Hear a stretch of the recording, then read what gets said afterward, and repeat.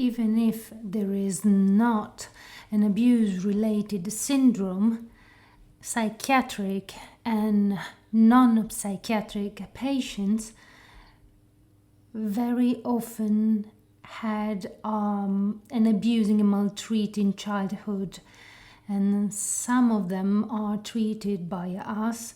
This study is very important because it highlights a fundamental concept.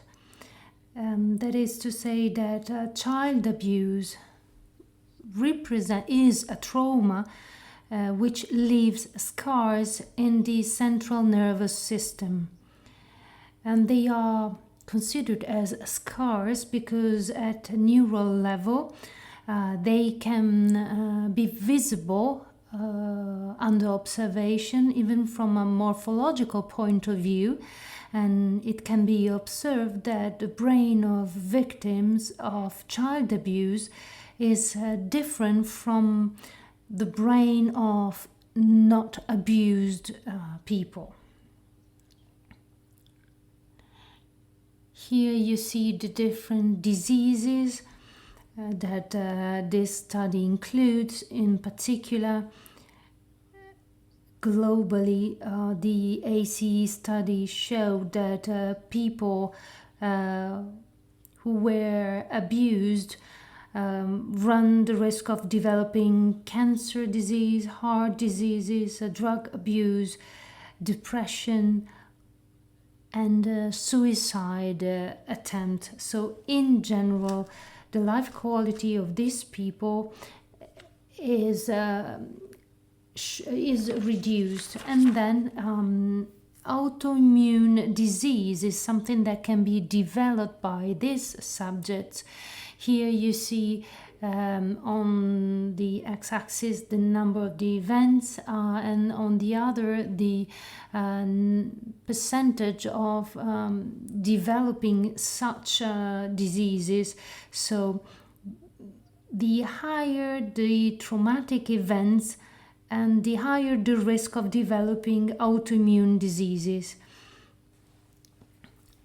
The biological assumption of what we have just explained is represented by the activation of hypothalamic pituitary adrenal axis. And the activation of this axis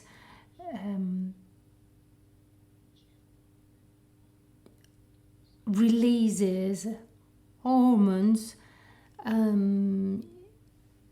like noradrenaline, and they prepare the body to attack the pathogenic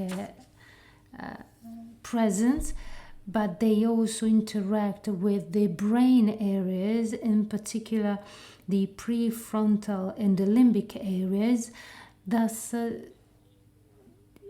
causing adaptive or disadaptive changes. So if the stress factor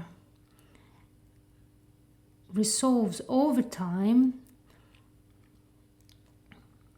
these brain areas can resume their original aspect. Otherwise, if the stress persists, the brain areas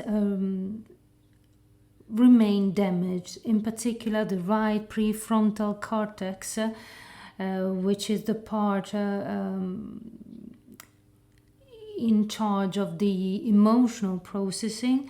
It will stimulate in a persistent and chronic way the limbic system, the amygdala, and they will trigger a set of chronic responses to stress, therefore causing a damage that will hit the areas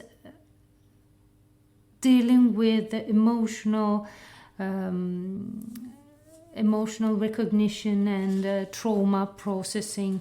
So amygdala, the front cortex, and other regions. So The so-called emotional brain that we have just seen in the abused child is a damaged brain, an injured brain. So we have to consider the body of the child being victim of abuse as an inflamed body,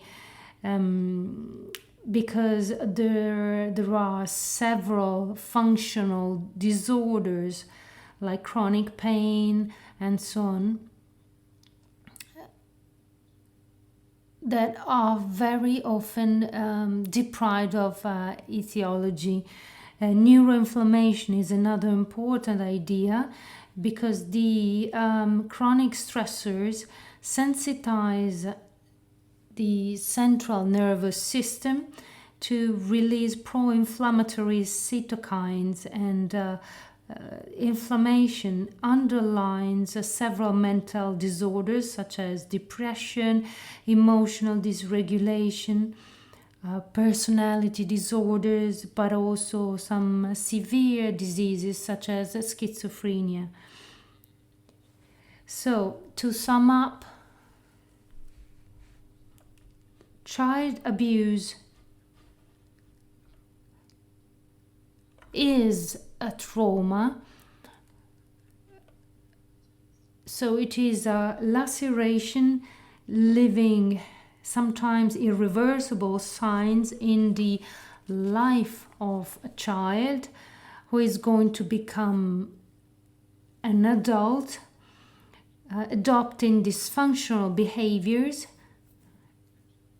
which will result in an impaired life quality and a shorter life expectancy.